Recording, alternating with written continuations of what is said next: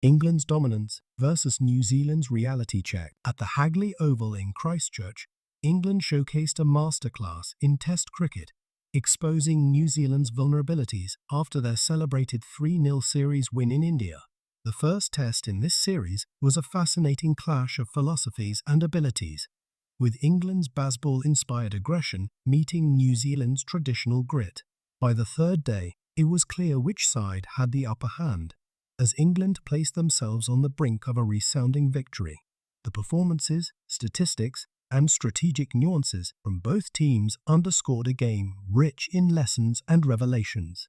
The tale of two innings. England's batting depth versus New Zealand's missed opportunities. England's first innings, 499 all out. England's imposing total of 499 was built on a foundation of bold and aggressive batting, yet it began precariously. Reduced to 71 for 4 within 22 overs, the visitors seemed destined for a subpar total. However, their revival was led by Harry Brook, who capitalized on repeated fielding lapses to craft a spectacular 171 off 197 balls. Supported ably by Ben Stokes' measured 80 and significant lower-order contributions, England turned the tables on New Zealand. Brook's innings was a perfect representation of England's attacking mindset, epitomizing the baseball doctrine. Facing bowlers who failed to maintain discipline, he plundered 15 fours and 3 sixes, with a strike rate nearing 87. While Brook's talent is undeniable, his innings was aided by New Zealand's appalling fielding display, dropping him 5 times. Each miss allowed England to extend their innings, piling on pressure as the match progressed. Ben Stokes, making his birthplace proud, added a stabilizing knock, curbing his natural aggression to hold the middle order together. Notably, England's tail-end resilience was another highlight. Gus Atkinson and Bridden Coss combined for 81 brisk runs, with Coss hammering 3 sixes in his 24-ball 33. This lower-order blitz reflected England's commitment to maximizing every batting position, a hallmark of their recent success. New Zealand's bowling. Promise unfulfilled. New Zealand's bowlers had their moments but lacked consistency.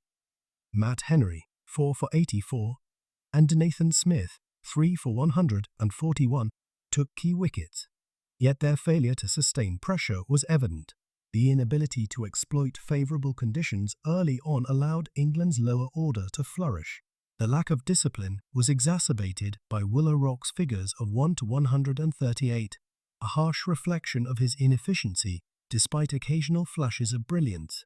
The dropped catches haunted the Black Caps. Key moments, such as Brook being reprieved on multiple occasions, exposed lapses in concentration. New Zealand's fielding woes allowed England to escape a precarious situation, shifting the game's momentum irreversibly. New Zealand's first innings. A fragile 348. In response, New Zealand's batting lineup failed to match England's intensity. Kane Williamson stood as a lone beacon of resistance, his sublime 93 off 197 balls holding the innings together. Williamson's ability to adapt and anchor amidst chaos was evident. Yet his dismissal to Bridden Coss marked the turning point. His failure to convert a promising start into a century mirrored New Zealand's inability to capitalize on opportunities. Rachin Ravindra and Glenn Phillips provided fleeting moments of brilliance with 34 and 58 asterisks, respectively. However, partnerships faltered under relentless pressure from England's bowlers. Chris Woakes and Bridden Coss were instrumental, each claiming 4 wickets. Coss, in particular, impressed with pace and accuracy, troubling even seasoned campaigners like Williamson. England's bowling. Woakes redeems himself. Chris Woakes silenced his overseas critics with a stellar performance in New Zealand's second innings.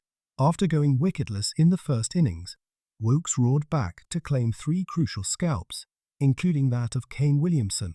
Bowling fuller lengths and extracting subtle movement, he demonstrated why England continues to back him despite his previously underwhelming record abroad.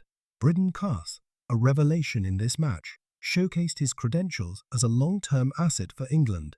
With 7 wickets across 2 innings, he combined raw pace with tactical precision, providing a reliable option in Mark Wood's absence.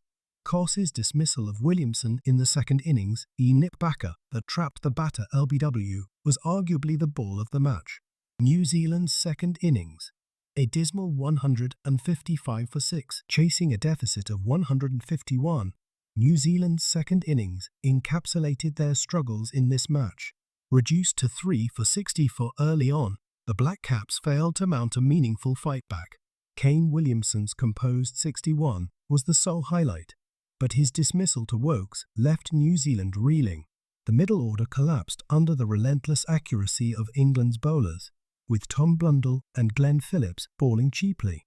Rachin Ravindra, 24, and Daryl Mitchell, 31, offered resistance, but their efforts were insufficient.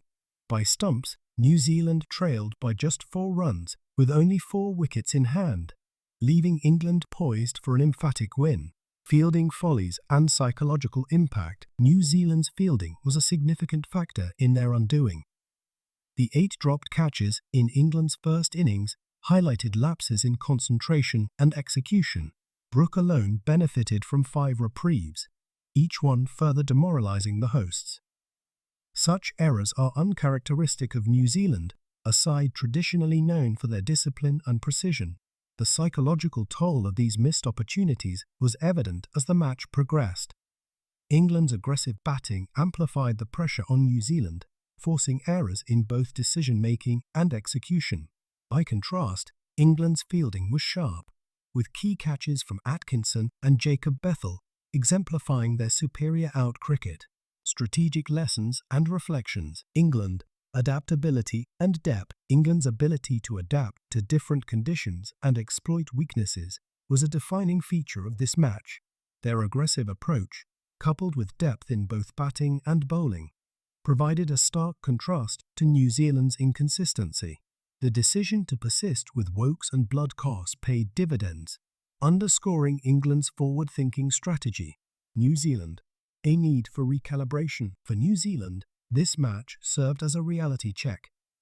Their dominance in subcontinental conditions, where spin often dictates outcomes, did not translate to the greener surfaces of home.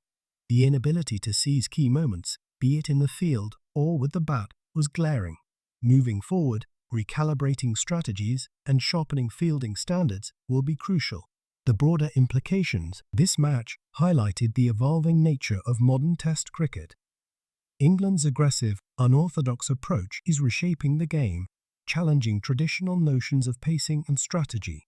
Their willingness to experiment, even at the risk of setbacks, sets them apart. For New Zealand, the challenge lies in striking a balance between their traditional strengths and the demands of an increasingly dynamic Test arena. The match also underscored the importance of mental toughness. England's ability to recover from a precarious position in their first innings reflected their resilience, while New Zealand's fielding lapses exposed cracks in their confidence. What lies ahead? As the series progresses, both teams will look to build on the lessons from this match. England will aim to maintain their momentum, with players like Brooke and Coss continuing to shine. For New Zealand, the focus will be on addressing their fielding issues and finding consistency with both bat and ball. For fans, this match was a compelling reminder of Test cricket's enduring appeal. The blend of individual brilliance, team dynamics, and strategic battles provided a feast for enthusiasts. As England and New Zealand prepare for the next encounter, the stage is set for another enthralling chapter in their rivalry. Conclusion. England's commanding performance at the Hagley Oval was a testament to their evolution under the Bazball philosophy. By embracing aggression and adaptability, they outclassed a New Zealand side that struggled to replicate their recent success. The contrasting fortune of the two teams offered valuable insights into the current state of Test cricket, setting the stage for an exciting series ahead. For England, this match was a statement of intent. For New Zealand, it was a wake-up call. As the dust settles, both teams will reflect on what could have been and what still lies within their grasp. One thing is certain: the battle between these two proud cricketing nations is far from over.